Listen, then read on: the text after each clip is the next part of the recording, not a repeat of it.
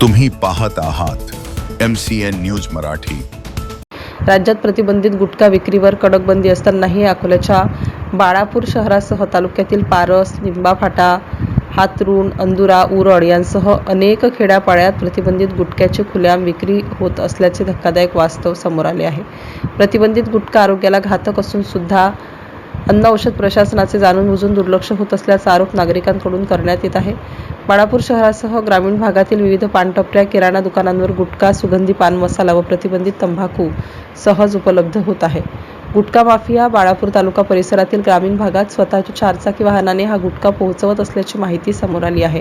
या संदर्भात आवाज उठवल्यानंतर एखादी कारवाई प्रशासनाकडून केली जाते, मात्र पुन्हा काही दिवसात जैसे थेच परिस्थिती उद्भवत असल्याने गुटखा माफियांसोबत प्रशासनाचे अर्थपूर्ण संबंध असल्याची चर्चाही परिसरात होताना दिसत आहे। MCN न्यूज मराठीकरिता काझी मेहंदी हसन, बाळापूर।